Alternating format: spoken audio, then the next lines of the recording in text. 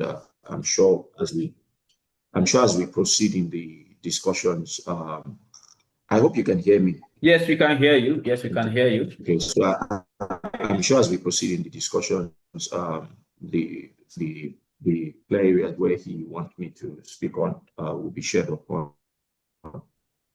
All right, you are welcome. So but like I mentioned, the most important thing is to confirm the. All right. I thought you ended before now. So once again, you're welcome. You're welcome. Let's talk about your personality. Then we move into the aspect of the chairman of Libra Circle today, because today we are looking at how businesses are sharing of experiences. And the one thing about entrepreneurship, every leader has their story. The thing is, my story will not be your story. Somebody else's story will not be their story, because there is a popular saying that says our faces are different, same as our problems. So we all have different reality to face, even if we might be looking at achieving a similar goals at the same time. So let's start about the brief of Libra Circle, the introduction of how Libra Circle came into being, the starting. Okay, what was the project like? How did you come into the innovation of, okay, I want to start a company? Is it that you had from the onset or something? What inspired you of coming to the setting up of Libra Circle? All right. So once again, thank you for the opportunity. Like I mentioned, it's always a privilege to represent our chairman, someone who has done a whole lot, and someone who a lot of people clearly want to imitate, would love to be in his position, because clearly everything he has touched up until now, he's been able to achieve a whole lot. Moving forward with that, there's a big background of my chairman, and it's very clear right from the. I could do a brief explanation of that from when he went to school, and then thereabout he clearly wanted to also move into other areas. So I'm representing the chairman, so I'll just explain that basically I to get us. it. You can go ahead with that one. His father clearly, as we know, has also been an entrepreneur. So being an entrepreneur for the chairman is not something that is new. It's something that runs in the family. His father is the late High Chief Samuel Akibolaji Oladapo, who at one point was the Lisa of Ondo Kingdom. He passed 1991, and his mother is Madam Juliana Ibijoke Oladapo, also from the Ayodeji family. So the chairman started his elementary school at St. Jude's Primary School within 1954 to 1956. Completed it at the All Saints Primary School in Ondo, 1956 to 1959. Thereafter, he had his elementary education at the St. Joseph's College in Ondo, where he had his secondary school education, and then was done between 1960 and 1966. And at the same time, he also attended the government college, 1967 to 1968, for his high school certificate. And then he attended the University of Ibadan. I'm laying this brief so it's clear you understand the level of knowledge and depth that he comes with. And then he also went to the University of Ibadan 1968 to 1973 for his tertiary education, where he bagged a BSc in medical sciences. So he's a very intelligent person, very astute person. With respect to his academics, he was very top tier. And after the university education, he was started working as a fishery officer by the Lagos State Ministry of Agriculture and Cooperative in 1974. And then, of course, as fate will have it, and as it's in the gene of the family, he voluntarily resigned to join his dad's company. And that's why I had to put up that brief. S.A. Oladapo & Co. Limited. And he was an executive director from 1976 to 1985. So When you talk about building a business, you definitely have to learn. You have to have worked somewhere. It was an ED, 1976 to 1985, which was almost like 9 years. And then he resigned from SA Oladapo and founded Libra Limited. So if you look at the story, Libra has actually been founded for over 1981. That would be over 44 years. And he's been doing that since then. He also founded Longview, and it was clear that the way to go was entrepreneurship. If you look at it on the two occasions where he worked, he had to literally resign the job and then move over to start his business. So Chairman is a business inclined person. Anything business excites him. Anything adding value clearly excites him. And that's how we got to where Libra is today. There's been a lot of ups and downs, which I believe that while you're asking the questions, we will get to that. But clearly, if you ask me, the journey from 1981 till now has clearly come up with a lot of huge profits and a lot of huge accomplishments. Thank you. Oh, thank you very much. Thank you very much for that quickly brief about the chairman. So talking about, you mentioned about his profile in aspect, he has a BSc in medical science. And so I was trying to look at the relations to the aspect of logistics and how Libra Circles came into the innovations of logistics. Was there any point where you mentioned that, okay, this was what motivated my logistics status or my logistics entrepreneurship journey? All right. I don't know, but I think you have records from CLMI. I am not sure. There are so many people who have ventured into logistics in Nigeria that actually read logistics as a first degree. I think the percentage of people who studied logistics and are in logistics is quite low to the number of people who never studied logistics. True. And I have quite a number of people, Libra has a workforce of over 150 staff. So it's even beyond 100. It's over 150 staff. And I can confidently tell you that I'm not sure 10% of those people actually studied logistics. Like what we say, I myself that I'm speaking to you, I've been in logistics for about 16 years. I did not study logistics. I studied mechanical engineering. So it's not strange that the chairman studied medical sciences and ends up in logistics. And I can say that his son, who is also our managing director, did not study logistics. So there's quite a number of people who find themselves, and that's where CLMI comes in. You can have a membership, you can have a postgraduate program, you can have a master's program that enlightens people, and then it's that easy.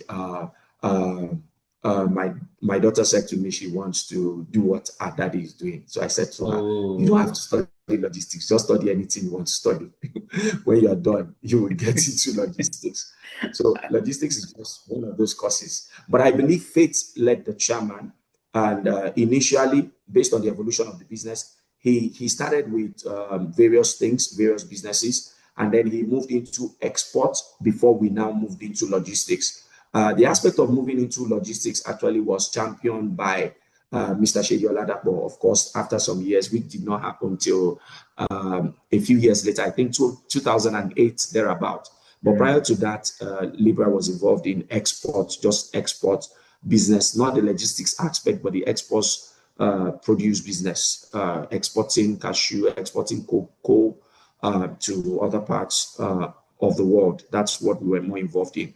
The evolution into the logistics aspect of the business started around 2007, 2008, thereabouts, with the inclusion of Mr. Oladapo, and that's how we found ourselves here. So, which I believe is also your story. I'm not sure you studied logistics. you during your inclination of studying logistics, you mentioned something which I think you should even be one of the pioneers of it. You said that your daughter mentioned to you that she wants to do what daddy is doing, but you are actually advising her to study any other program. Why don't you tell her that, okay, don't you take a logistics related program so that you can be more well equipped when you get to that situation when you find yourself there? So why I wouldn't do that is because I feel logistics is more experiential. Logistics is beyond what you go to school to learn. There's a learning aspect to it, but it's more experiential. And I want to believe that with an organization like CLMI, things will get better. I had my master's at Lautech, and when I went for the Lautech exams, they were still using Asikuda, and you know how many platforms we have used up till now. So even the educational institutes in Nigeria are not up to date with respect to what is going on in terms of logistics. The textbooks are still talking about what we used to use in the past as compared to what is currently being used now. And that's what she will be taught. So for me, I advise everybody, gain knowledge from other areas, and then you can do your logistics practically. That's just my own submission. Well, CLMI is here to create that impression, because I want everyone to be fully equipped theoretically. So when you are actually in the practical journey, there will be no upsides. You've already gained what you want to gain. Then going back into our program, so I wanted to share something. Now, if you are comfortably sharing, see, was there any point where during the chairman resigning to start up his business, Libra Circle, which is founded today, was there any point where he considered giving up? That, oh man, this is what this business is actually talking about. I'm not sure I'm going to continue anymore. Let me go back to my 9 to 5, like the way we call it now. Giving up, I don't think so. But very big challenges, yes. And there's a story he said to us. There are quite a number of my colleagues on this call. And there's a story the chairman keeps repeating every time, where he had made some export transaction. And at the end of the day, we lost the entire money. Back in those days, I think it was over 100 million. And if you take 100 million to about 2005, you should know how much that is. He supplied goods, and then till today, we are yet to be paid. Wow. So at that particular period, yes, he fell into he had to travel to China. He never saw the person who purchased the goods. It was a big issue. And it literally like marked the end of the business. Fortunately for him, he was able to get out of it. When I mean get out of it, he did not recover the money, but he was able to use a few assets that he had and a few things to offset the payment. Fortunately for him, some people who also moved into that particular aspect of the bank to take over that bank then, where people he had known. So he gave them one final check, and the matter was able to be sorted out. It's a story the chairman says every time. It was like the end of the world for him, and he says it regularly. I'm sure I've heard that story more than 50 times. Every time he's always talking about it. And he was clearly swindled by someone. And that was when everything like went down. But if you want to ask me about logistics, if you feel like giving up every day, I'm sure we all know the answer to that. In logistics, you wake up with 5 problems, you go back to bed with 20 problems. You plan to do 2 things, and then when the day begins, you find yourself that you haven't even touched the 2, and there's 16 other things that you're trying to deal with. It's a very tough terrain, but we're resilient, and we continue to face all kinds of challenges and issues that we always find ways to sort out. But giving up, the chairman is not known to be somebody who gives up. My colleagues are on this call. There's a project we've been working on, I think, since 2024. We're still yet to receive what we've been working on since 2024, but we're very hopeful. And that's the kind of chairman we have. He never gives up on stuff. And at the end of the day, that's why we end up having the huge rewards that we get. Okay, talking about same giving up, and you gave an experience of how the money he was squandered, or somebody actually took out his money, they did a business transaction. And now, does he find that as a mistake he has done, or he felt that that's actually wrong from his own part? So I believe, and we say this regularly, the chairman, it's clear. And, when we started, you prayed. We have an office that prays every Monday. We have a chairman who is very intentional with respect to prayers, go out of his way to fight anybody who thinks that is not important. So for me, my submission would be he believes that it could be a mistake, but more or less fate led him to where exactly he is at the moment. And what happened in the past is no longer an issue. So I wouldn't, he's never said, oh, I wish I had done this before. I've never heard that in the story. What he always says is that even though he went very low, God always brought him up. And I believe he believes that it's just his destiny to be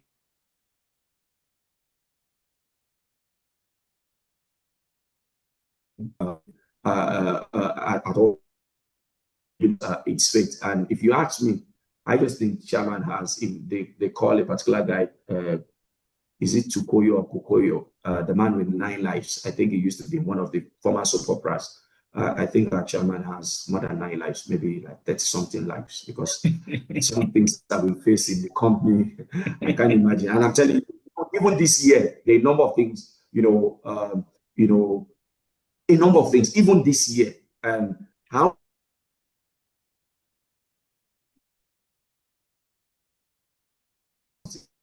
mistake. All right. Talking about your chairman, can you hear me?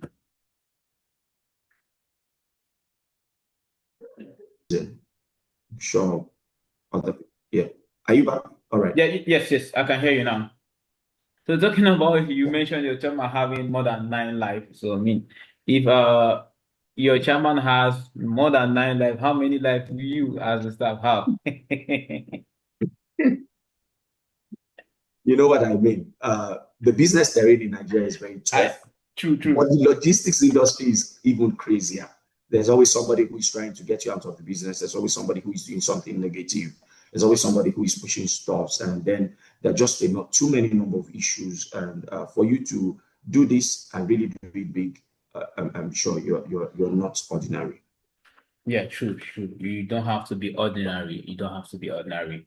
In terms when it comes to business, you have to actually strive to actually do what you have to do. Then let's talk about turning points, because when it comes to an entrepreneurship journey, every journey has a turning point. There are certain ways when you have been going for a very long time, then you get to a particular point, you have to make a decision that will actually make or break you. Now, what was that single decision that changed the direction of the business of Libra Cycle? So the turning point came in when Mr. Oladapo came in, like I mentioned, and in your earlier citation, you had mentioned both names. Oladapo is Abimbola Oladapo's son, and he came into the business and said, rather than transport the actual produce, can we move into the logistics aspect of things? And that was how we started. And then, of course, we started with just one company, Lafarge PLC, currently HBM. They just changed their name to HBM Nigeria. And that was the company we started with, of course, with the connections of the chairman, who was able to speak to 1 or 2 persons. We started providing logistics service to Lafarge. And that was where the whole change started from. And if you go back, prior to that time, you typically just had the regular customs agent who probably is on the street and just doing the custom clearing agent work. What we brought in was to have a redefined business where people could literally have the status of their shipment, deal with a professional company that provides regular updates. In the past, people would give a licensed clearing agent their shipment to clear, the agent would disappear with the money. We brought in stability, we brought in professionalism, we brought in reports where you literally don't have to keep asking for your report before you get them. We walk you through the entire chain of your products and ensure that we pick it up for you, and brought in various angles, which I know we'll still get into. And that's basically where the business changed. So we started with Lafarge. And as we started with Lafarge, we moved into other companies, and then the business began to grow. And we made sure that when we give customers our word, they will not go elsewhere and find a different information. And that was what marked the turnaround of the business. That was how the business began to change. Okay, talking about, you mentioned about the turnaround of the business on how you try in terms of restructuring. with the introduction of the sun. Now, was there any fear of competition when you know that, okay, I'm going into this angle, we already have people who already exist in the angle, that how are we going to deal with our competitors? So to be very honest, for the people who are on this call, I think timing is everything, and I will tell you, logistics has evolved from what it used to be to what it is now. Back then, there were competitions, but there was not a lot of competition. And this is what I mean. The competition was the average guy who is on the street, who has maybe a shop, who is maybe carrying files around, who goes to a papa once in a week whenever he has job. We were one of the first companies to really set up in terms of setting up. Yeah, some people had come earlier to that, like the likes of Panapila had come earlier to that, and they ran their businesses down. And I even remember I was talking to someone the other time. I said, I'm working with one company now. The name of the company is Libra Circle. Would you like to come and join the company? He said, all these clearing businesses, when they start, they go up and they just crash. Today, that same person obviously regrets what exactly he told me in that particular period, because Libra Circle has come to become a very strong organization, and that's what made the difference. It's the vision, having a vision, bringing professionalism into the logistics aspect of the business. So prior to that period, professionalism was not involved. So we moved into the key business, the businesses that were thriving then. Like I told you, Lafarge PLC, WAPCO, that was what they were bearing there. And then we moved in, and then we began to provide a different kind of service where they could come to our office, they could meet us. We brought in foreign partners like Jody's, where we could pick up Lafarge shipments from all parts of the world. You're seated in your office and you just send me an email, and I can pick your shipments from any country in the world. So all the prior to that time, nobody was offering those services at that level and that reliability level. So Libra Circle, I said, also came in at the right time, and then setting up, and of course, what we were now, we're full-fledged, we were babies then, but now we're a full-fledged organization. And I think now it will be rare for you to go around, call first 3 logistics companies in Nigeria and not call Libra Circle. Now you've grown with it now before you were babies. Yeah. So what role of branding, positioning, when it comes to branding, positioning, and reputation played in the success of Libra Circle? What role has it played for you? So like you mentioned, in one of the captions where I mentioned, it happened to me too. Yes.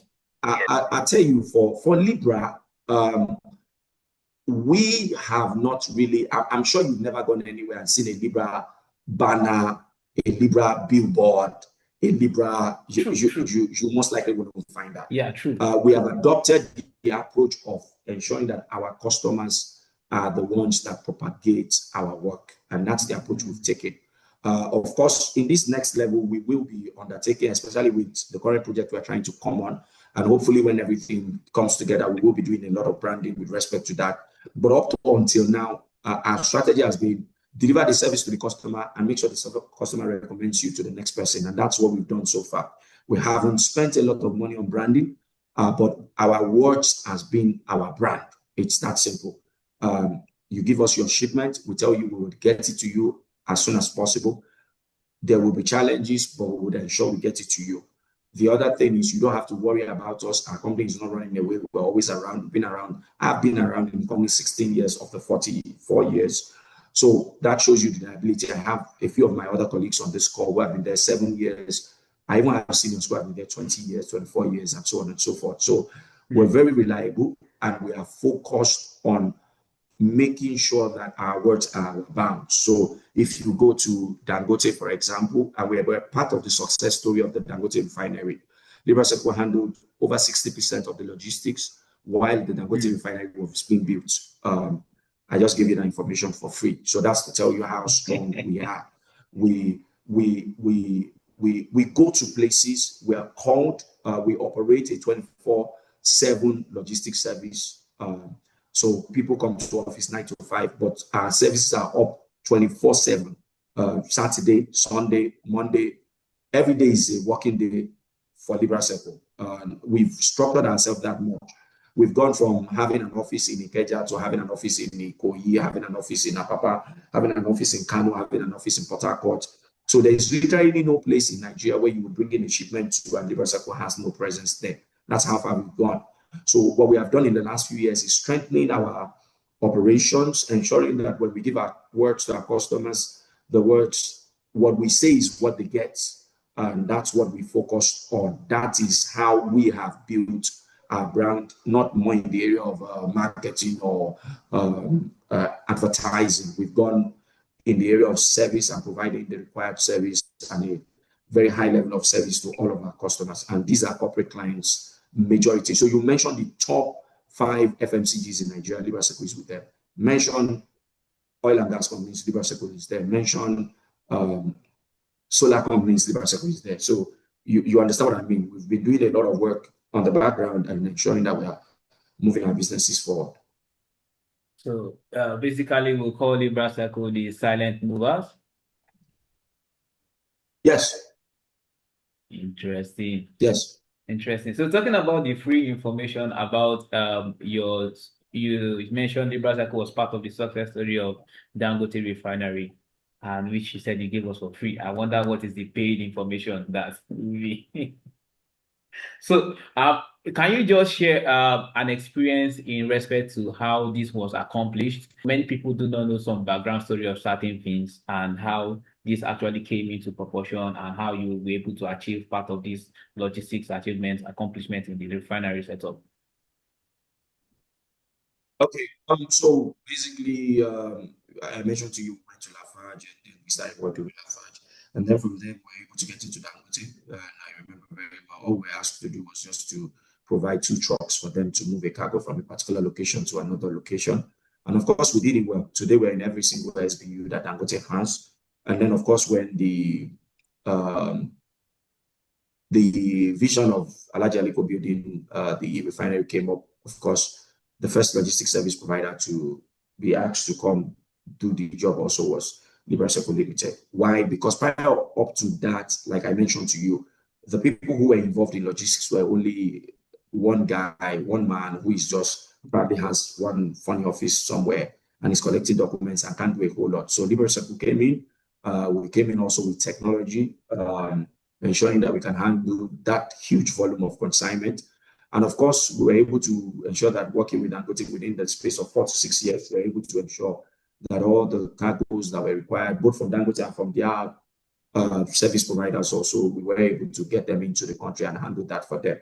And clearly, the ongoing expansion, we're still actively involved in the ongoing expansion that will take the refinery from 600 barrels per day to 1.2 to 1.4 million barrels per day. So we're still actively involved, working at the moment, and that's currently ongoing. So what we did was to make sure we provided the required service, provide reports as and when it's due, provide updates as and when it's due, provide cost reduction to the client. Every client wants to hear how you're going to help them manage their costs, provide options that are available. There are things that we've done and that we have gone out of our ways to achieve. When you get calls like something is coming into Nigeria, the thing is going to arrive by 12 midnight. I need it at the refinery before 5 a.m.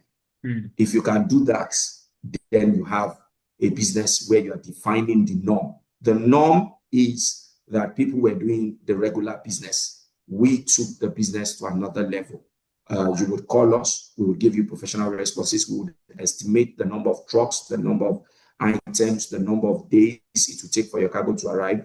And trust me, there will be only a plus or minus 5% error on that particular projection. So that's how far we've gone. And those are the information that I will be able to share at the moment. Thank you. All right. All right. So talking about defining the norms, and I believe when coming to business decisions, there are people that you actually reach out to. There are individuals, mentors that the chairman also reach out to. So how did people react when you choose a different path, and how do you handle criticism? I mean, for example, you made mention that Libra Circle do not do the regular advertisement, billboard, and so there are people who tell you that, oh, advertisement is very key. Why are you not doing this thing? It's also part of the thing that people should see you outside there. but you also said this is your strategy. How do you handle criticism in areas like this and in terms of business decision making? All right, so it's more B2B. We're not selling stock, we're a service provider. So the most important thing will be to be right in the front of every single person that needs our business. So that knocks out the issue of trying to have billboards all over the place, because we're B2B service provider and we're just focused on dealing with the businesses, helping every single business that we meet to be able to achieve their goals. So ranging from a Lafarge to a Dangote to every single client that we work with. Our job is to make them focus on the core of their business. So we handle the logistics. They focus on selling their business. They focus on ensuring that what needs to be done with respect to their business is being done. And that's what we bring in. We take away the headache from you, focus on the logistics because we know the terrain and this is our terrain, and ensure that you can focus on the core of your business by selling your products and to the various customers, by focusing on branding, marketing, and all the other things that you have to do. With respect to the chairman saying this is the aspect of business, like I mentioned, the chairman is not really the kind of person who goes publishing, this is what I want to do. So far, we've stayed under the radar for quite a while, but we've been very effective in our services, very effective in our deliveries. And those who are within the industry know how much work Libra Circle does for them. And I would not like to give certain numbers, but I'm telling you, I speak to some people, they say they handle maybe like 30 containers in a month. Whatever, multiply that by a number of thousands, then you will understand the kind of business that Libra Circle does. So I'll leave it at that. And the kind of whatever I deliberately mentioned the Dangote refinery so that you look at the volume of the number of cargoes that you think would have been sufficient to build that refinery. If you look at that and estimate the number of trucks or whatever that is required for that, then you would understand the level of business that Libra Circle does. For the chairman, I don't think he was disturbed at any point with respect to going into this aspect of the business. He was very self-motivated. Don't forget, he lost money trying to deliver a product. With the service, he literally doesn't have to lose that much because he only has to offer the service, get a percentage of the money prior, and then upon completion, get the remainder of the money. So the risk in terms of losing money seemed to have been mitigated, and that was the current motivation as at that period of time. And clearly things began to grow and we got to where exactly we are. So there was really no discouragement. As to whether he had people who were already in logistics, the chairman is somebody who should be called one of the major pioneers of logistics. If you go around and check most logistics companies that are at Libra Circle's level, you will discover that Libra Circle is currently, for me, without a shadow of a doubt, the biggest indigenous logistics service provider. Most of the other companies have foreign inputs in them. Majority of what we do are indigenously based, and yet we are operating at a very high level where we currently are. And I make bold to say that Libra Circle is currently the biggest indigenous logistics service provider in Nigeria. I make bold to say that. I think I like your boasting. All right, so talking about talking about leadership style, I'm sure when you mentioned you've been with Libra Circle for the past 16 years, I'm sure during the time of when 16 years ago was not the same number of staff that you have currently. So maybe there might be fewer than now. You made mention of expansion, Ikeja, Ikoyi, Apapa, and the likes. Now, so how has the leadership style evolved over the years? Because this is something that many entrepreneurship finds difficult to handle when it comes to leadership style. So when upskilling, they just want to expand just rigorously, and all of a sudden they find out the business is falling flat back to phase one. So how did the leadership style evolve? And it also comes to the aspect of staff, because most times during leadership style, you also need to understand the kind of staff you also bring into the organization matters too. So what was this phase? And was there an issue that you had a staff that you had to now make certain decisions to make sure that the organization stay in certain protocols for development's sake? Our chairman has um, a collaborative leadership style. He likes to carry the staff along, and the chairman would encourage you and always want to hear from you. And if not for that, there will be no reason why somebody like myself will be representing him. The goal is to ensure that every one of us has an expression of ourselves within the organization, and that's the style he currently operates, even with Mr. Oladapo. Like I told you, Mr. Oladapo said, let's go this way. And the chairman is like, okay, fine, let's go ahead. The next thing that happened was, of course, like you mentioned, people are very critical to business. So we needed to have people. And that's how I also joined. That's how one of our EDs also, Mr. Samuel Olufemi, also joined.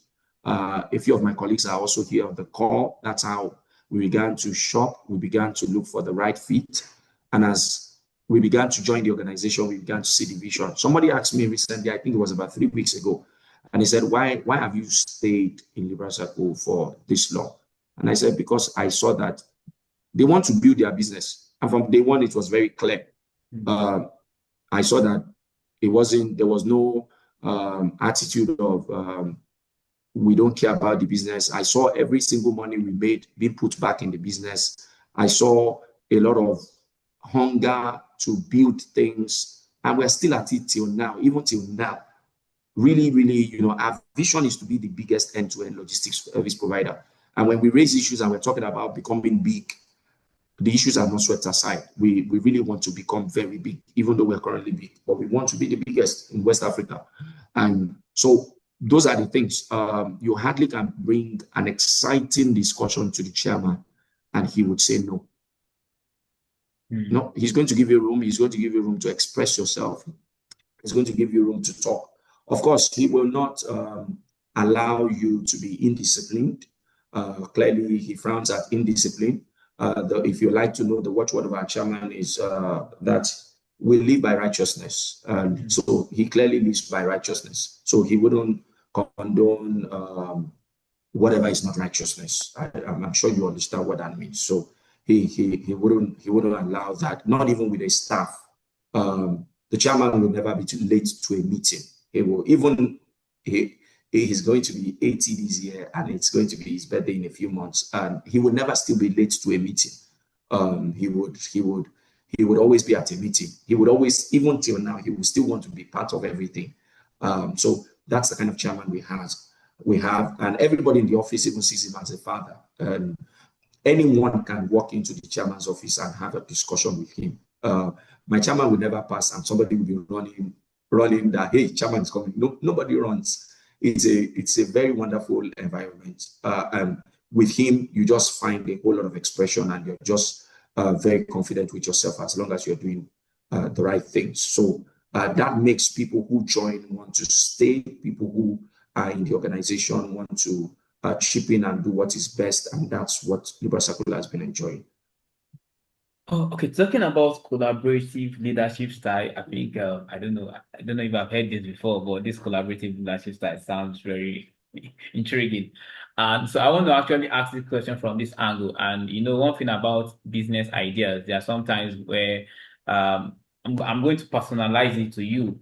And in terms of the collaborative leadership style, have you in a situation whereby you've actually pitched an idea to the chairman and it went out to be, he refuted it, and it happens to be the right decision, or you made sure you made an opinion or a suggestion to him, but he went ahead with the suggestion. At the end of the day, it wasn't as expected to be the same outcome. All right. So like I mentioned to you, we hold a lot of meetings, and we always make suggestions to the chairman. Okay. Like I said to you, venturing into logistics was even not a direct suggestion from the chairman, but a suggestion from Mr. Oladapo, who is the son. So that shows you. but he's there to say, let's go ahead. So we say, oh, sir, we need to have people, when we talked about, we need to go to Apapa and have another office in Apapa because our initial office, the first office was in Ikeja. Go ahead, guys. Sir, we need to go to Kano. Go ahead. Sir, we need to be in Lekki. We need more people. We still had a meeting like 2 weeks ago. Sir, we need additional 5 people. Have you guys done what is required to be done? Go ahead. So we make suggestions. I don't want to talk about the big projects. I want to keep some of those. But those are the simple examples that I can give to you. And every single one of them have come out very, very big. Sir, the volume of transactions that we're doing, we need to ensure that we have technology. We need to ensure that we have tracking devices. We need to ensure that we are meeting with our customers and doing this is always ever ready. So have I given a number of suggestions to the chairman before? Yes. Have they turned out good? Yes. Have I given anyone that has turned out bad? I can't recollect. The one that was almost turning out bad is about to become a very good news very soon. So as of now, everything has worked very well. So okay. I think I like the last statement. It's about to become good news very soon. So do you mind sharing? But we're expecting a very big, don't worry, CLMI will be updated. We're expecting a very big news. We'll take one of the front pages by the time you're having your next conference. I think conference is usually in November or something. We would share the news with you. It will be everywhere. Don't worry. To be everywhere. You can follow me in your life. To be everywhere. All right, so we'll be expecting that good news to happen very soon. Yes. And that's actually a wonderful thing. And it's quite intriguing. When it comes to decision making, there are certain decisions that you would have with all permutations and you're expecting it to go a particular way, and all of a sudden you are seeing everything in another dimension. And some of these things actually discourage business owners from taking decisions from their staff, their employees. And it's because sometimes you're like, oh, what if, and those if too is actually helping. And I really appreciate that. Then let's talk about the younger self. Now, if you could speak to your younger self at the beginning of your entrepreneurship journey, now let's do it like this. I know you are representing the chairman. I'm sure there are certain things when you've been having meetings would have said, okay, if I was younger, I would have done certain things this way. So what would have been those things? If I were to speak to that on behalf of the chairman, I just mean maybe starting a bit more earlier than we started in the logistics field, and maybe also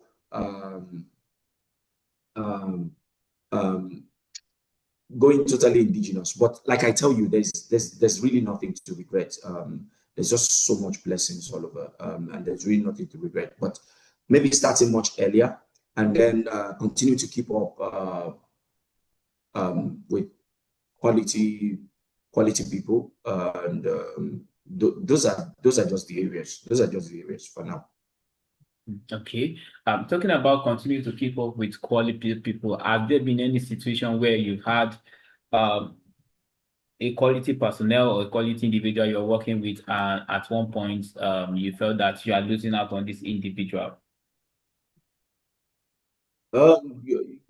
Especially in this line of business, somebody's always looking for staff. If you're in the logistics field, most of us that are in the field, we know each other, and it seems as if people move from one place to the other, and then your competition then becomes people who have worked internally with you, and then outside your organization. If you understand what I mean. No, okay, yeah, true. I think I understand that. Then talking about business ideas. So I want to leave business entrepreneurship because there are people who want to start. Now, basically, it might not be in the logistics industry. So they might want to go into different business. And you gave an example, and you said your chairman lost about 100 million. That was in 2006. And the truth is, there are certain individuals who will find themselves in that shoe, and they might be having the mindset of committing suicide. Like they'll be like, oh, I've lost everything. Then what do I do next? And let's be real, there are certain individuals who we like have lost on, 100 million. And you said that was in 2006 back then. We are not even talking about now. So, so what advice? Because when it comes to entrepreneurship, one thing about consistency is very key. So, in that aspect of losing, what advice do you have to leave for entrepreneurship business owners who are striving to build business to stand out? Okay. So let me say this. I love these two questions, and I mean this from the whole of my heart.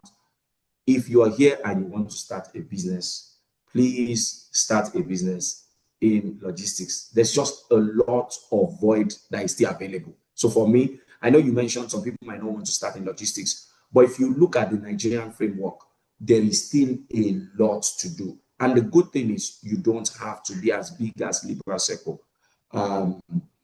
There's several cadres. So yeah, Libra is big. Libra can take everything from the beginning to the end. But the truth is, Libra also still partners with a few other organizations in order to be able to achieve its objective. I still believe that within the Nigerian ecosystem, the number of trucks that we have is not enough to do the number of works that we have. So if you are still looking at starting a trucking business, it's still a great idea. If you're looking at a few other things, it's still a great time to do these businesses. So there's just still that huge void in the logistics space. And I think it is going to grow. I am not a politician, but if Nigeria keeps the same president, there's going to be a lot more huge influx of goods into the country. I personally feel that, for example, the Dangote refinery and the various other stakeholders who are trying to build refineries will try to want to finish their various refineries within the next 4 years before the current president leaves, if he gets another time.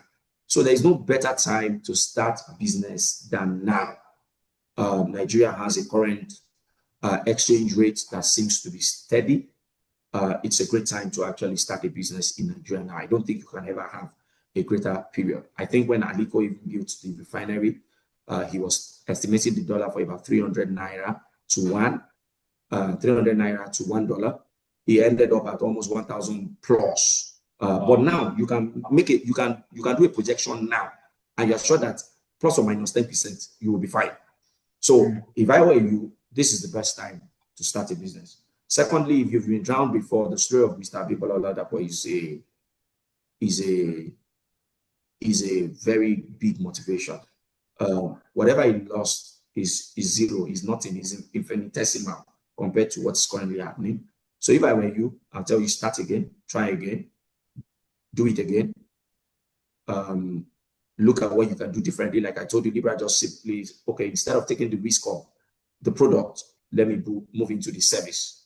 You could also decide what area of business to do. But I tell you, I just think there's a lot of money to make in Nigeria. And that's my honest assessment from all the various indications and indicators that we're getting.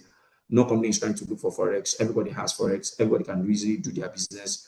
Everybody is able to do what they're doing at the moment. Businessmen are very happy currently. And I think it's the best time for us to be able to do something, whoever wants to start up a business. Thank you. No, thank you very much, sir. And I like asking these questions. And before we come on to a wrap, please, if you have any questions to ask about Libra Circle, about Mr. Chairman, about businesses, you can actually use the hand icon to raise your hand, so we call on you. Or if you can also type, if you can't ask your question, you can type it in the chat box. Now, success. I mean, everybody wants to be successful. Everybody wants to actually claim success, especially when they try certain things. So I will ask you the chairman's definition of success and your own definition of success. All right. For the chairman, I believe his definition of success is being of value, and then continue to assist the immediate community. Is he at the end of success? No, he's even just getting started. Of course, Libra Circle does a lot of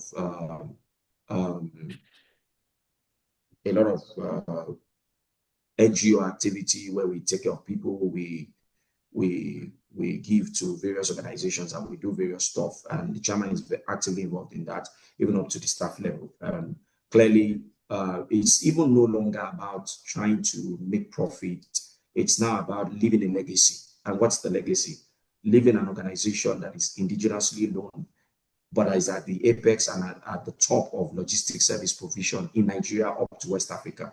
And for him, until that is done, we continue to do the work. That's basically what it means. And for him, it's all about adding value and helping people, adding value and helping people, adding value and helping people, adding value and helping people.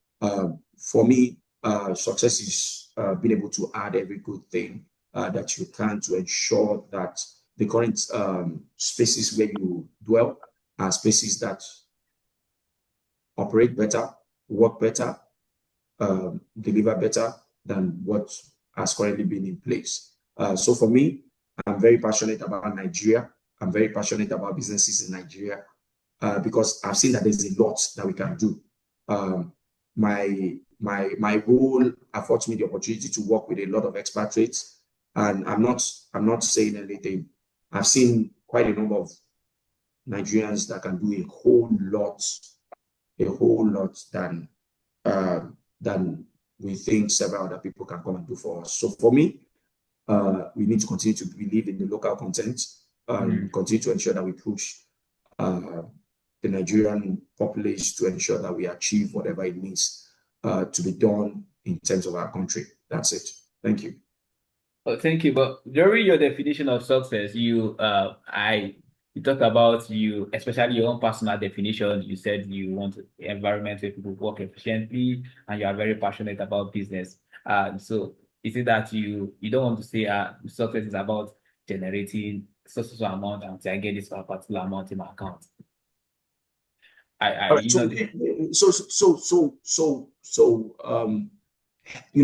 when you work with someone like Mr. Abimbola, Oladapo, our chairman,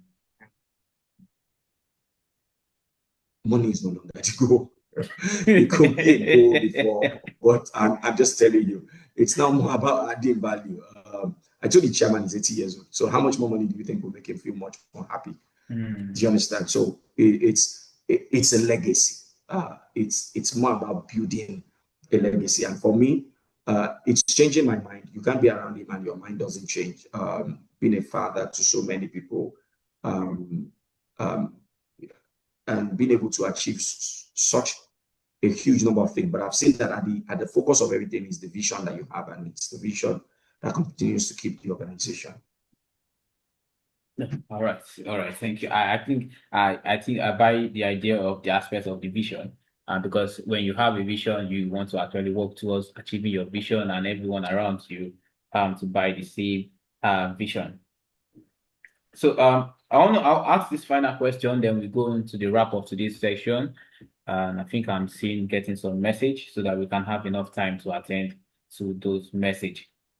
So let's look at something. If you had put a number on it now, what percentage of Libra cycle growth would you attribute to strategies versus timing versus sheer persistence? Sorry, can you ask again? I said if you had put a number, can you get me? Yes, so I said if you had put a number to, so what percentage of Libra cycles growth would you attribute to strategy versus timing versus sheer persistence? Based on everything you said, so timing 10%. Okay. You mentioned something else. So I mentioned timing, I mentioned strategy, and sheer persistence. Okay. Timing 10%, sheer persistence 25%, and then sheer persistence would be 60%, and then 30% strategy. Why the timing 10%? I remember when you were talking about the introduction of you said you guys came into the industry when we had some guys who are not just very so. Is it that the timing was not so? You are not giving large number to the timing? Timing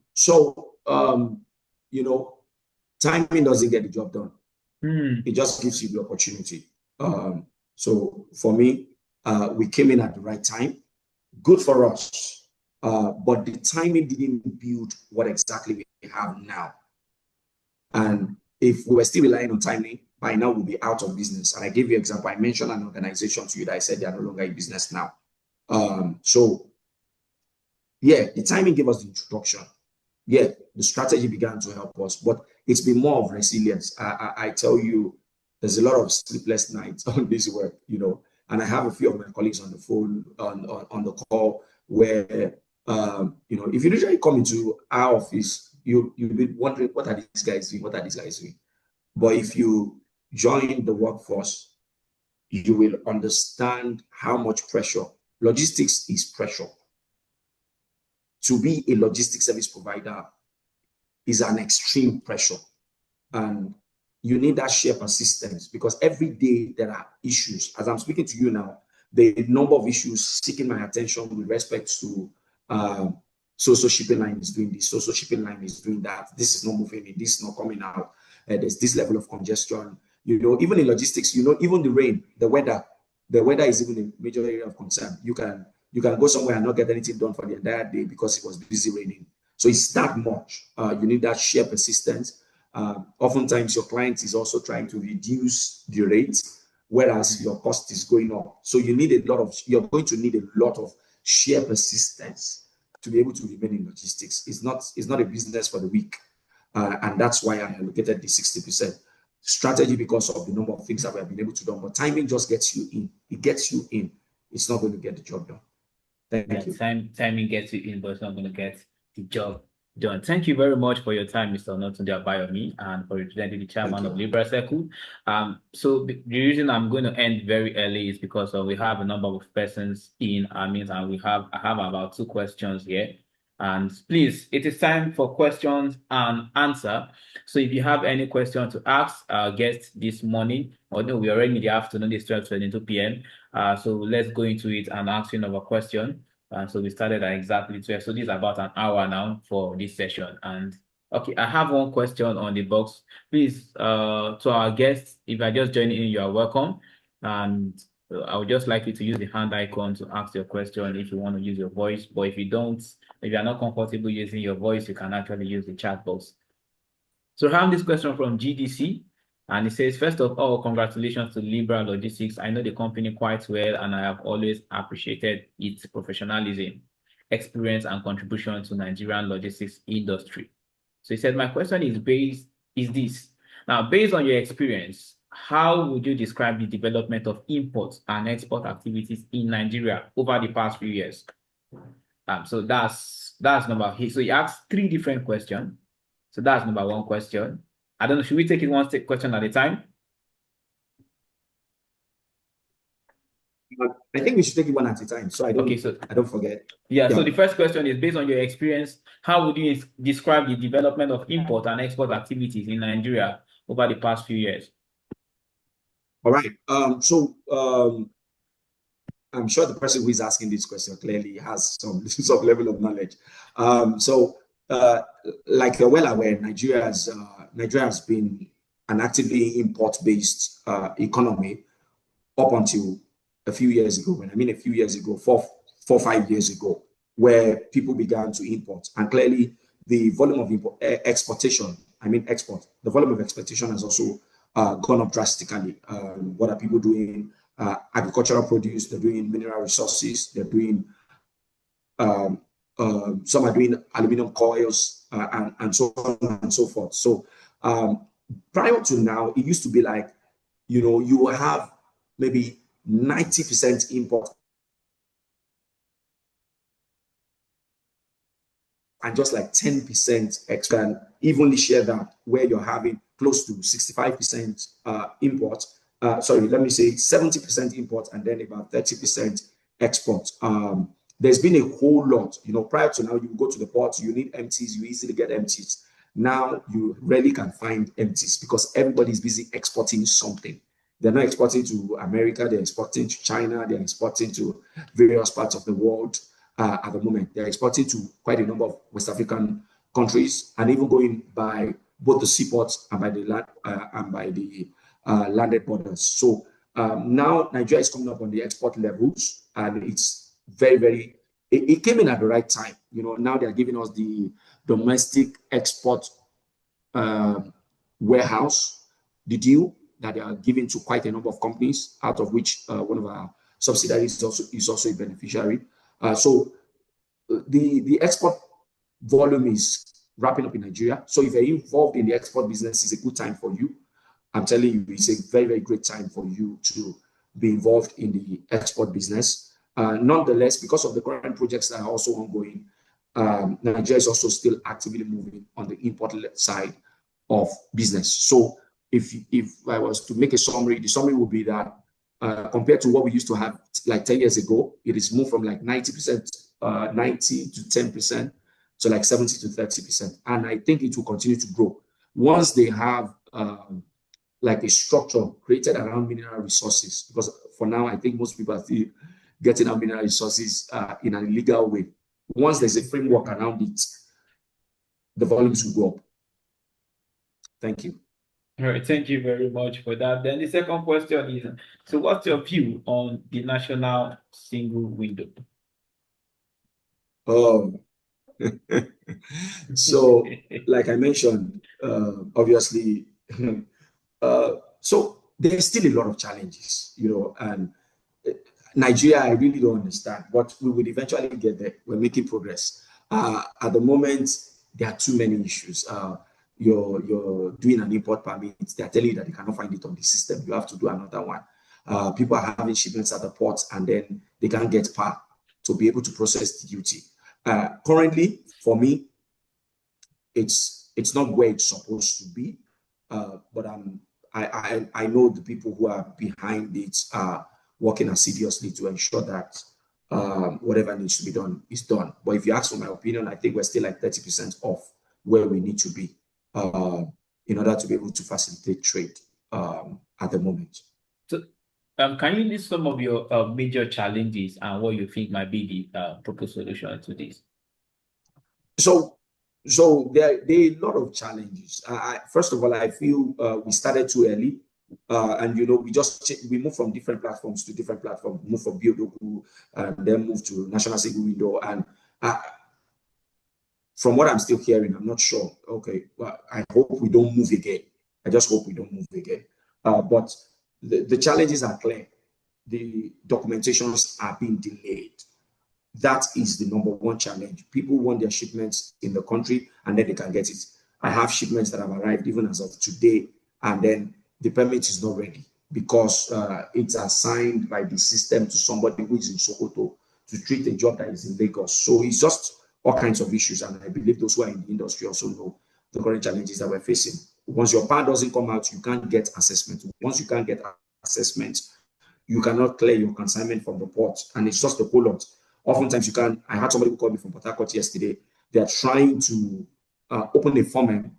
The HS code that they're trying to use is not on the system, whereas that is the HS code for the item. So it's just a lot of anomaly at the moment where the system doesn't seem to be synchronized for the level of service that it's supposed to provide at the moment. In respect to the national single window, do you believe it can genuinely simplify import and export procedures, reduce delays, or improve transparency?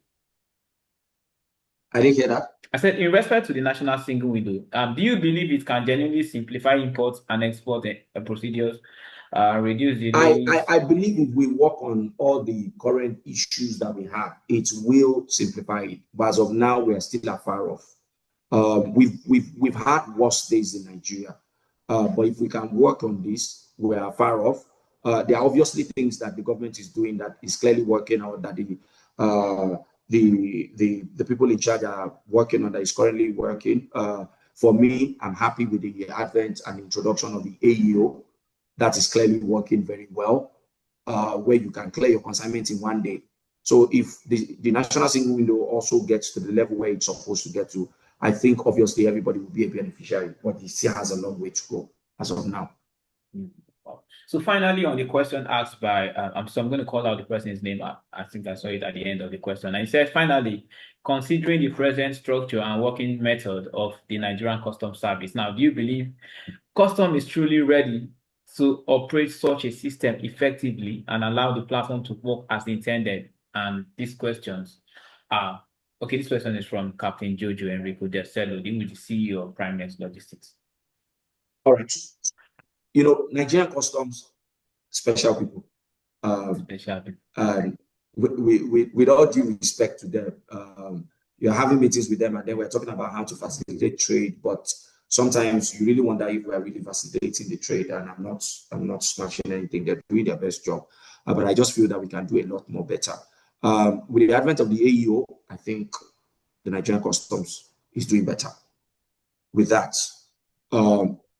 With physical examination jobs, I think they're still afar off, and I know very well they also know that they're very far off, well far off. Because for me, even with the advent of apart from the AEO, the advent of advanced ruling, sometimes you're still having challenges even after you have an advanced ruling. You're still having a few issues here and there, but I think things can get better. While I don't think the issues we have is more technically inclined, I think it's more a people thing inclined. And I believe that as people's orientation begin to change within the system, the country, the customs service will also begin to get better in their various stuff. If you ask me if they are ready now, I cannot confirm that yet. And I believe that they will be in a better position. But with the level of service that we're currently getting, I think the Nigerian Customs Service can do more than what we're currently getting. Thank you.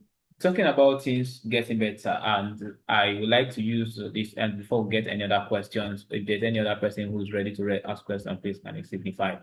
And so let's do a bit of customer experience check, because there are some, before you mentioned certain things could get better, it means it has been in a particular situation of bad or maybe worse, and translating to the aspect of better. So what was that experience that you found out, okay, that you have experienced before and you are currently seeing, okay, there's a change in the custom sector that you make it classified as a better situation right now? Okay. I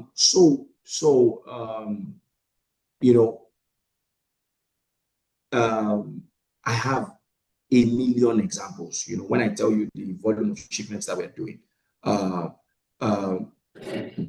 I think the Nigerian Customs Service needs to get to a point where there is literally no human interference in terms of people clearing their goods from the ports. And you know what I mean. You submit a letter, somebody's not on seat for 3 days, somebody's not on seat for 2 days, and the customer's cargo is there waiting. Somebody's in a meeting, all kinds of things, and then the customer is losing money. The last time I checked, I think if you have a container in the port now, you're spending about 60,000 naira per day on terminal charges. You're spending like another 30 plus per day on shipping. So if I'm bleeding to the tune of about 90,000 naira or 70,000 naira per day, and the reason why I'm bleeding is because somebody went for exam. The officer has gone for exam. So like I said, I don't really want to say anything. There's just a whole lot that the Nigerian Customs Service can do better. I mean, I know you're trying to dodge from the fact that you don't want to share an experience in that. So I say you don't really want to say anything. But I'm giving you an experience. That's one. Yeah, I get it. But I was expecting more a practicalized, analyzed experience in terms of the scenarios and so. What I just gave to you is a practical experience. I have shipment in the port. The cargo is there. Why is it there? The person that has the password is writing exam for 3 days. I've incurred 300,000. So it's a life experience. But if you have another life experience that you want to share, you can also go ahead and share it. That's the one I want to share for now. All right, thank you very much, Mr. Onatunde Abayomi. And so, do we have any more questions for our guests? Please kindly signify. We are expecting questions right now.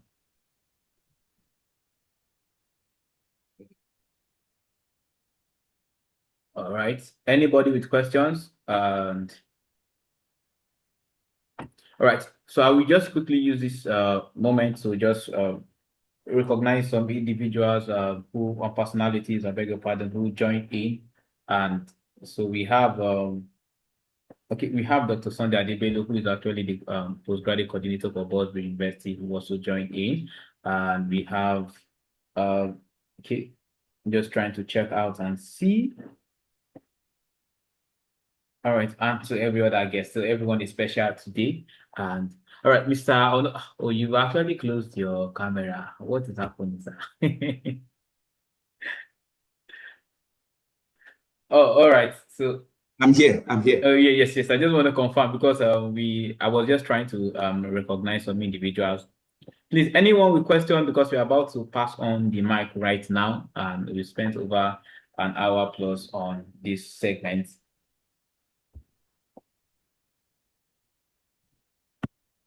Okay. I think I was seeing a hand up. Let me quickly identify that.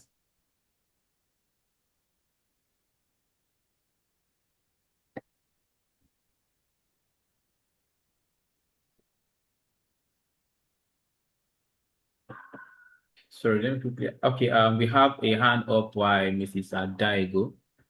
Please, Mrs. Adaigo, kindly unmute your mic to ask your question. I think I saw someone else. Let me try to identify who that person is. Okay, good afternoon. Good afternoon, everyone. It's been really insightful and very interesting and also knowledgeable. I just want to ask, with the political situation, security situation, what do you think, or what do you think will happen to logistics in the near future in Nigeria?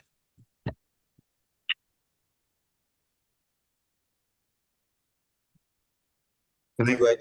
Yeah, thank you. Oh, did you get the question, sir? Yeah, she mentioned with the political system that what do I think will happen with logistics? Yes, true. In Nigeria. In Nigeria, yes. Yeah. So logistics is just like the very air that we breathe. We will always continue to need logistics. We will always continue to need logistics. And that's why when I mentioned the other time, my daughter says she wants to study, she wants to be in the logistics area. You're welcome. Logistics will continue to thrive as long as people have to move from one place to the other, as long as people have to move goods from one place to the other, as long as people intend to build new organizations and new properties and new buildings and build new companies and build new factories, logistics will continue to thrive. The only challenge might be with the advent of what is currently going on in between the US and Iran. We expect that the freight amount will continue to go up. The transit times will be lengthened, which means they might have to seek alternative routes. If the levies that are being threatened by both parties come into play, then freight rates will go up drastically. So there will always be those challenges that come up, even before now. We might begin to look for dollars again, if everybody wants to price stuff in dollars, like Dangote is trying to sell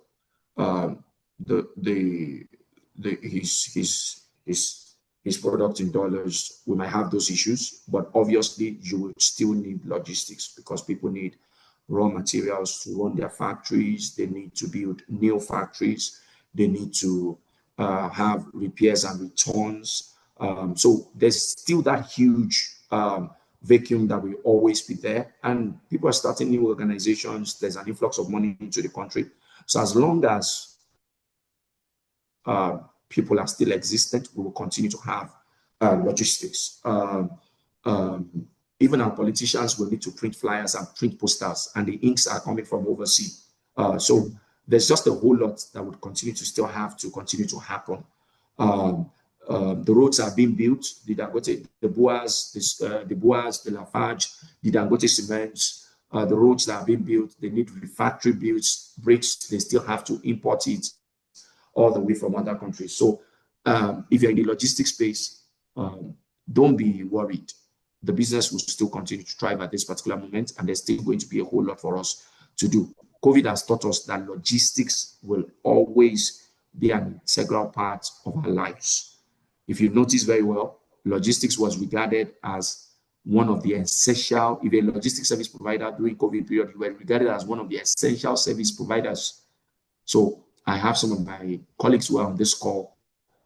They were working during COVID. They were going to work. We just had to stagger who was at the office and who wasn't there, because the people who were into foods still needed to get their goods out of the port. So we would continue to still have logistics as long as the world exists. Irrespective of the political situation, we will continue to do that. Okay. Thank you very much for that. And Mr. Abayomi, I hope you're satisfied with the answer to your question. Any more questions before we pass the baton? You made mention of, so right now we can actually categorically classify the logistics as an essential service. Yes. Yeah, sorry. Actually, I added, political and the security situation, because, I have lots of my customers that are into logistics, and, you find out that, coming from the north and all that, they have to now start paying royalties to some bandits or some people because they need to pass. And, it's really affecting their movement, the price of their goods, and things like that. So I just wanted some, how do you survive all that, and for how long would that continue? Very, very good observation. With what you have mentioned, it's true. It's reality of what is currently ongoing. Even with us as a big logistics service provider, there are certain routes that if you ask us to go deliver your goods, we might not really be excited about going there to deliver the goods. But I believe that forums like this, and then additional forums which I have attended before by the CLMI, educating people and bringing in people who are well in government to look into these areas, will also continue to help us to thrive in this. The only thing is that, like you have mentioned, it will affect the current cost of the whatever they were doing for you at maybe 1 naira before, they might now be doing it at 1 naira 40 kobo and so on and so forth. But the government will be able to look at that. But people will continue to need this service. The world will continue to import cocoa and all the other produces and cashew and soya and whatever from Nigeria. So this definitely will be addressed by the government. But whichever way, the truth is, at the moment, you can see that these issues are already coming up, and then people are having to do something. So the only thing is that in order for it to continue to move in a better way, the government will definitely have to step in. But logistics will still have to go on, like I mentioned. We hope the government, we hope a few publications here and there calling the attention. I've seen a few former ministers attend the CLMI events, so I'm hoping that these issues also can be brought into whatever next conference or event that we are having, and then we can call the attention of the government also into this. So, okay, Mrs. Adegu, I don't know if you have any suggestion, because I have something. You made mention about the security aspect of the for the security aspect of the business, and I want to ask, how did your company, how did they navigate this aspect, especially in the interaction with the northern place?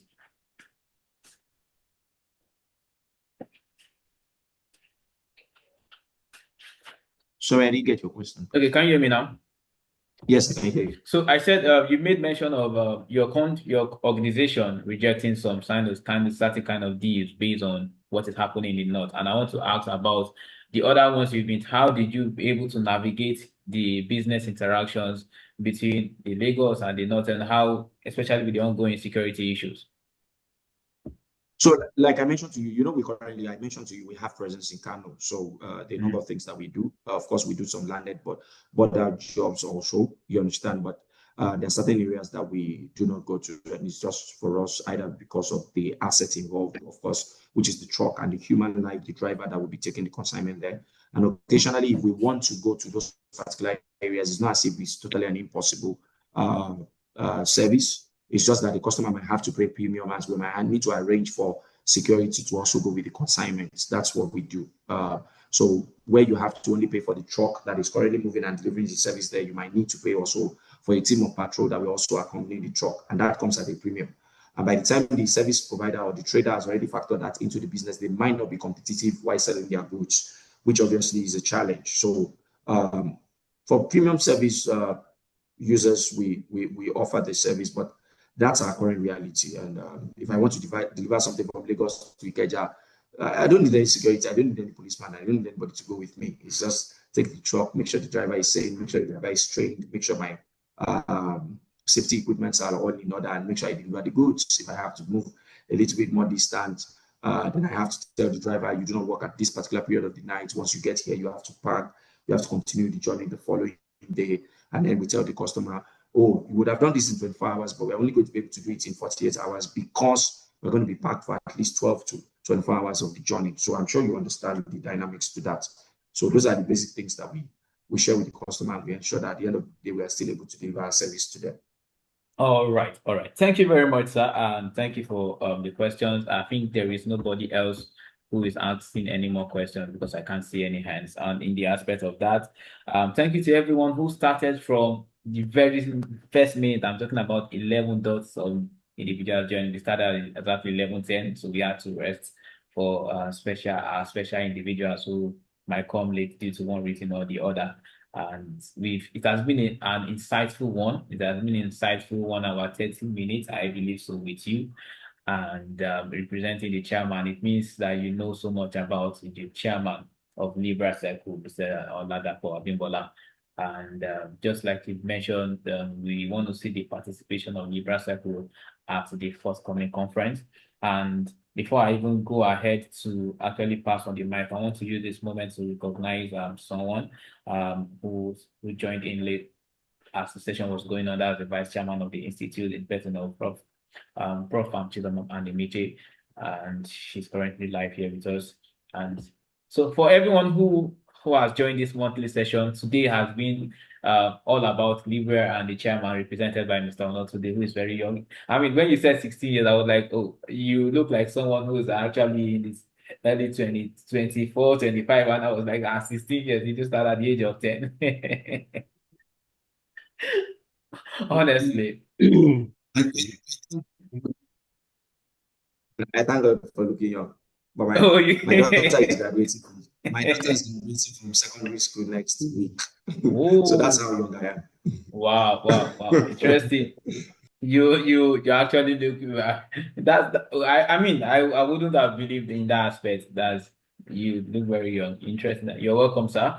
And on that moment, I just want to give 2% the mic before we round off this session and we meet again the month of August, which as we all know, we are moving closer to our investiture, and it is expedient that every organization who wants to be seen out there should actually collaborate with CLMI for the success of this investiture. On that note, we have Prof. Chidamam Abayomi here. I would just like to give her just 1 minute for her to just say something before we have the executive chairman and we round off this session. Okay, Prof. Good afternoon, everyone. Yeah, good afternoon, ma'am. So thank you very much. I sincerely apologize for coming in and not it's late, and I had some other things that kept me unavoidably absent. But my spirit was really there, and the little like I got there, I just said, this is there's no other person that we could have brought in to handle this but you. And you spoke as though you were the CEO of Libra Circle himself, and that means that you have your onion, and he's been able to represent himself in someone else. So I want to say thank you very much for the time you took to break down things to us, because logistics is the life wire of everything that we do. And for any economy to go on and progress, we must be on top of our game. And that's why CLMI keeps on coming on this every year. We are coming up, bringing in different people to really push this part of the economy to where it ought to be. You know, when you travel and you see how people have had mastery over this sector, you know that we're still sort of trying to get ourselves where we should be. But it's fine. Thank God for COVID, and thank God for where we are. And we believe that with people like Libra Circle and the rest of those other players, Nigeria shortly, I believe, will be where we ought to be. Thank you very much for taking the time to speak with us. And we believe Thank that you. next time we call you, you will still be there. And send our Thank warmest you. regards to the CEO of Libra Circles. And more things we Thank have to you. do with you in this conference, we know you're going to be there. Thank you very much. And every listener and everyone who attended, we're grateful. Thank you for being Thank you, here. ma'am. Thank Thank you, you. ma'am. Great. Thank you, Thank ma'am. you very much, Ma. And for that, before we wrap up the session, I would like to also introduce the executive chairman of the institute in person of distinguished Professor Simon Emejie, and he is currently here. He was here from the start, and just to give us his words, and we close the session. Okay. Good afternoon, everyone. Good afternoon, sir. I Good afternoon, greet sir. you. I greet you sincerely, Mr. Yomi. I think maybe I'll give you another name. The way you have spoken, maybe we'll begin to call you Yomi Onatunde Oladapo, because Thank you, sir. he has spoken as Oladapo himself. You know, so and we appreciate you for that, and we're also very grateful because you're able to tackle quite a lot of issues in the industry. And we know that we're also happy because Libra Circle is really growing, is moving very fast, despite all challenges. And nobody knows it all. I think I will encourage Libra Circle to be more conspicuous on our platforms like this conference that is coming, because I know very well that a number of people will need your services that you might have not come across in the industry. And some people, as you will need their services too, you will need some services from some people, and some people will need your services a lot. And, they said one is not an island. We're thankful to God for the extent you have gone.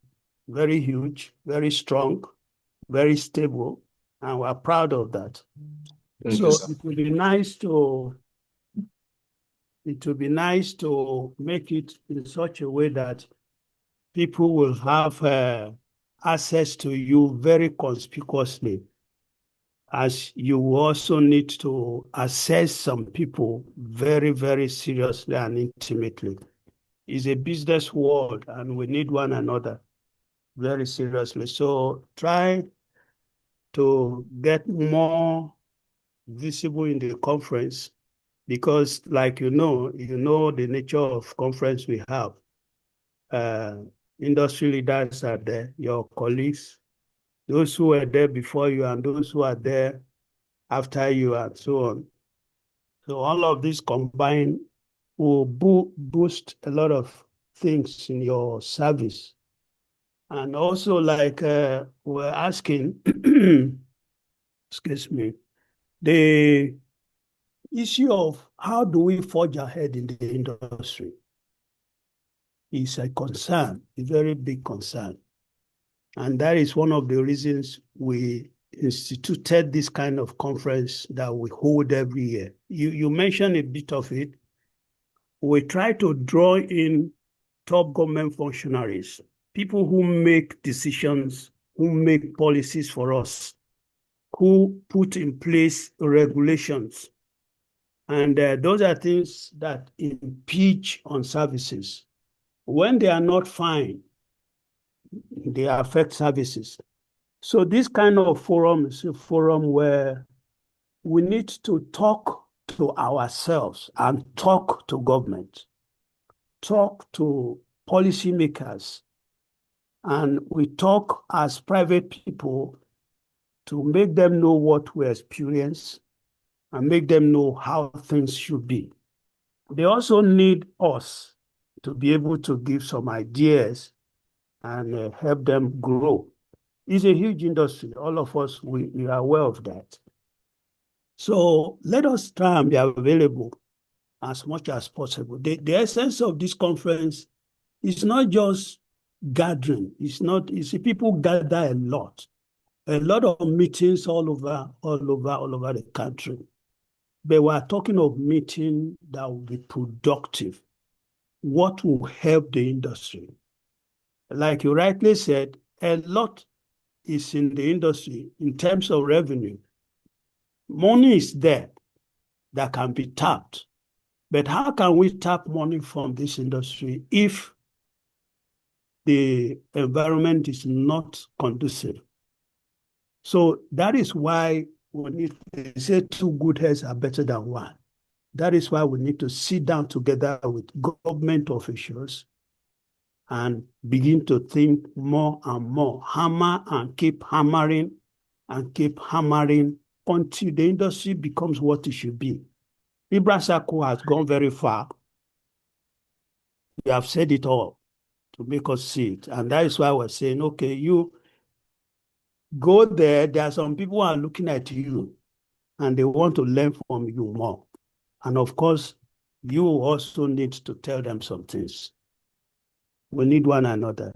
So while we thank you very, very much for all you have shared, our regards to Chairman of Libra Circle and Shiri, and also Jay for us. Yeah. So we welcome you at any time we want to call on you. We trust that you will still speak to us. Your space in the conference is still there. This kind of thing you are sharing is good if it can be said also in the conference. That is why we need to be there.